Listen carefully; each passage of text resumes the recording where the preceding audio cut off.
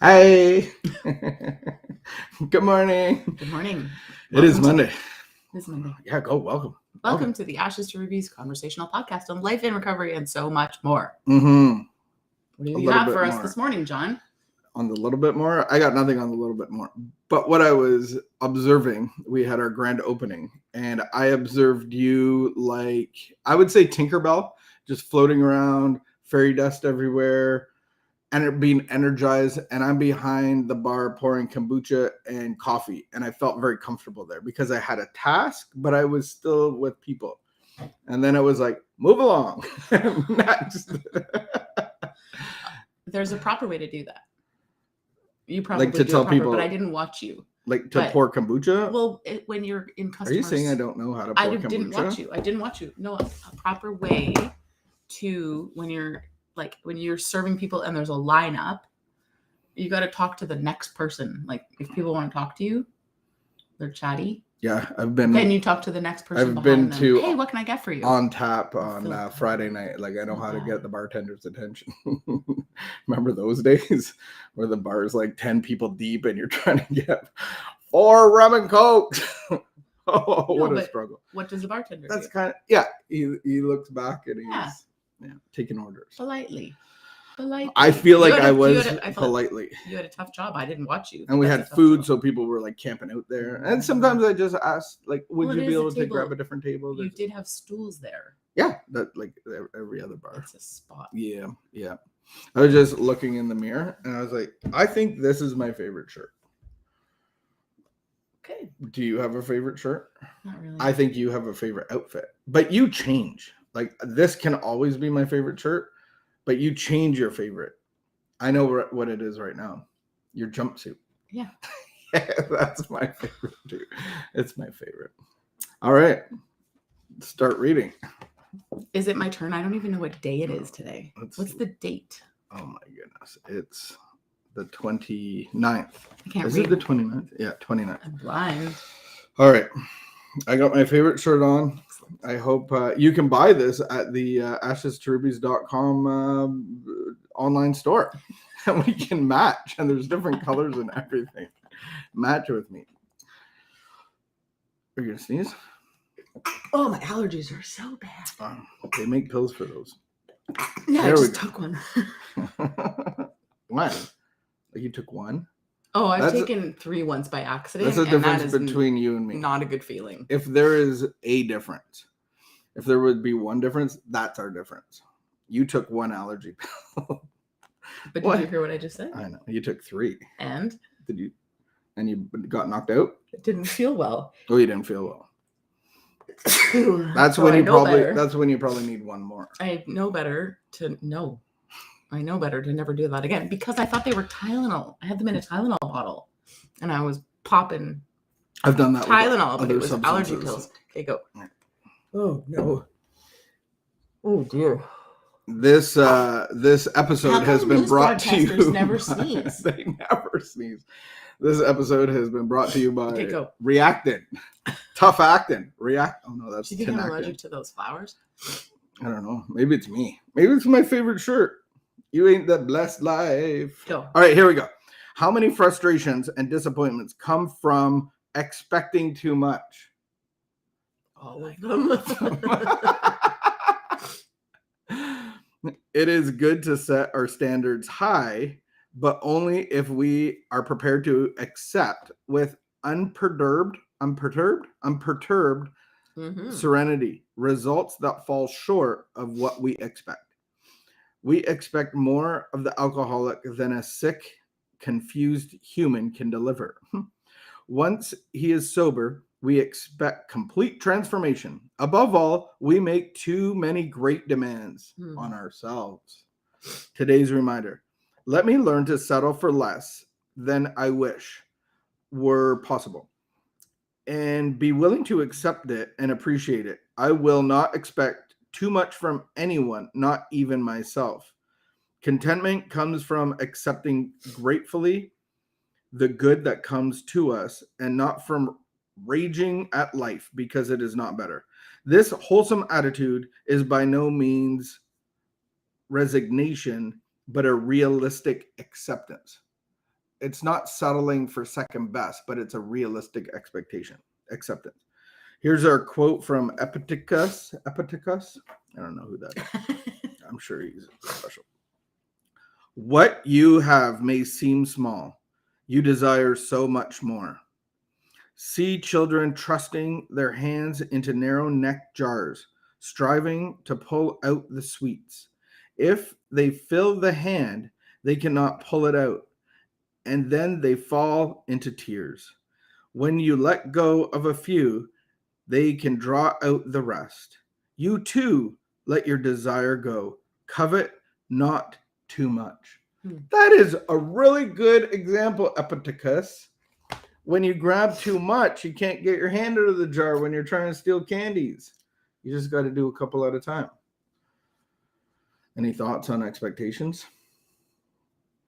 I mean, I understand the idea that resentments come from expectations, but I think it's also difficult to navigate. Like, isn't there some kind of healthy requirements for life? Or do we just like... So wherever I have expectations and they don't get met. Yeah. That's what it's talking about. So if I have an expectation, it doesn't get met, then I'm frustrated. I build a resentment, and it's all rooted in fear because I didn't meet the expectation. You didn't meet my expectation. And I'm saying, well, I'm not getting what I need. And God's not who he says he is because she's not in this. She's not doing these things. I'm not doing these things. I remember when you say to yourself, if I could go back in time to high school, I would do things much differently. I would crush it. I never say that. I say I would never go back to high school. But if you could go back in time, knowing what you know now, you could probably do so much better. And so I feel like I was an adult going to treatment. And so when I went to treatment at a homeless shelter, I had this whole thought process of, because I try really hard at a lot of things. So what I said, if I have if I let everybody in the place that worked there had low expectations. We were all at a rehab at a homeless shelter. There wasn't a lot of high expectations. Like cooking was like, if you cooked in the house and not went into the homeless shelter to eat, they were like, oh, good for you. You're taking initiative. And I was like, I'm capitalizing on this low expectation. So I didn't put in a lot of work at the beginning. Mm-hmm. I just made sure I brushed my teeth, took a shower, did my chore. I just did like as low of an expectation as I could so that I had plenty of room to grow. But now I think I get in trouble by putting expectations around me for what success is and achievement. And then if it doesn't happen, then I can be disappointed in my heart. But what it's trying to tell me is, this is what I'm getting out of it, is when I have expectation, when I'm making plans, let go of some of them. So that the saying, if I aim for the stars and I hit the moon, at least I got out of the gate. And so being acceptance of where... Sorry, because if wouldn't not having expectations, like that means don't aim for the stars. Because no, you can have for a the plan. Stars. It doesn't mean don't have a plan. I don't think it's saying this like... is also talking about other people. This is not talking. Well, I mean, it so is what are you talking getting a little bit out of it is. So I think the piece that is important is contentment and accepting gracefully the good that comes to us and not raging at life because it's not better. I think that is acceptance. And so that does make sense to me. Then I think about like the fact that I am terrible at getting up in the morning, but we need to get out the door by a certain time. And so you have an expectation that I'm going to be ready to go. And I need to be ready to go because we have a whole day and we're relying on each other. And so if I am not ready to go in the morning when we need to leave, that's going to be a problem in our relationship. That's going to be a problem for us. And so is it an unrealistic expectation for you to be like, hey, Vicky, we got to go? Like, and then you're going to get frustrated, which I think is a given. And so I just think that there's a part of this that can be heard from the point of view of like, I just need to take whatever people are willing to give, and I'll just work around them. So if Vicky's not ready to go, then we'll just shift our whole day, and she's, But then why is somebody not? And I don't think that's a high expectation. I'm giving that as a loose Like example. even work environments, I think it's like, so why can't I meet a standard? And typically it's because I'm not taking care of what I need to the night before, or I'm not going to bed on time, or I'm not taking care of my physical being, and I'm an anchor throughout the day, and I'm like, I could cause disappointment if I'm not taking care of myself spiritually or emotionally, and I'm not plugging into God, because I think, like, are you relying on me to plug into God? Because you're not. Or am I relying on your emotional stability when I'm a mess? So then to move along, to continue in the stream of the example that I gave, if we're thinking about a sick, confused human, which is what can a sick, confused human deliver when they're trying? So then to use my example, then you would need to do what's best for you, which might be going on your own. If I'm going to continue, because this is just an example, but if I'm not able to meet that expectation of leaving at a certain time so that we can get to work on time and get all our stuff done, then you'd have a choice of like, oh, do I shift around my whole day, or do I start to just drive by myself? And so I think those are just some of there's going to be, when we are talking about addicted relationships, when we're talking about people who, because we are talking about people who are, dealing with alcoholism or addiction, there are some tough choices that aren't ideal. And so there's going to be some disappointments, like, oh, I've really enjoyed this, but I can see now that I'm getting really frustrated because you can't actually follow through on this consistently. I keep getting frustrated and disappointment, and now I'm having all these resentments. So I need to make a different choice.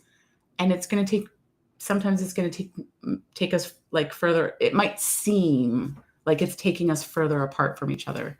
So as I verbally process this, what I think I need to do is take that to God, of like, God, it feels to me like this is taking us further apart from each other. And so that feels disappointing to me, but I'm going to trust you with this process, and I trust you with this person. And so help me make the best decision so that I'm not continuously in this frustrated relationship. Help me make the best decision for both of us so that I'm taking care of myself and giving space for this person to recover, or to do what they need to do. And so would you? But you can see this in a work environment. And like, I know that I just have to give my best. And if we're progressing in employment or whatever, then the people that aren't giving their best and taking 3-hour lunches and going to smoke, like they're coming in late, then they're probably not going to be in my life very long, because I'm going to progress. And it's like, it's no different than, I just have to give my best and not worry about anybody else and what they're giving or my expectation on or off of them. So if you go back to the example that I gave of like, we're in a relationship and I can't meet I'm not meeting the expectation, just to give a trivial example of being able to leave on time. So you're saying you're going to move on. They're probably not going to be in my life very long. Yeah. And that could be a possibility, because our marriage isn't dependent on your work. No. You're leaving out the door and working where I work isn't dependent on our marriage. No. So if I would have an employee that can't meet the guidelines or the job description, then when you give a couple chances or give them some more education or instruction and come alongside them, and if they can't do the job, but I'm talking about, like, so let's take out work, because we're talking about relationships. So that's what I think Yeah, in a relationship, we don't have I don't have expectations. Like, you can't go into a marriage and go, these are my expectations. I think it's a covenant, so it's very different than a contract. Yeah. And so there's a lot of people in this world that I'm not in covenant relationship with. Yeah. And so it's a very different type of relationship. I think we're not saying different things. I think we're saying the same thing. And so I'll just circle back to the realization that I had while I was talking of like, I have to come to a place where I leave the results with God. And it may feel like I'm being taken away, that I'm not being drawn closer to the people that I love and care about as I try to release expectations. And sometimes that leaves me making choices that doesn't, that seems like we're being taken further apart. But if I'm trusting that person to God, then I have to believe that some of those choices, even though it seems like we're being taken further apart when we're trying to, Yeah, and I was shooting together out here on expectations, but if you bring it down to the relationship level, if I have expectations on you, I will have resentment. Yeah. And so it's my love and what I give isn't dependent on my expectations of you, whether you fall short or exceed them, because that's a horrible relationship. I could talk about this for a long time, just because I feel like it's really layered and complex. Like, I'm thinking about like the early days of our recovery when, like, man, we were a train wreck. Like, it was easy for me to say that it was your fault because you were the addict. And but when you came home, like, I was a mess.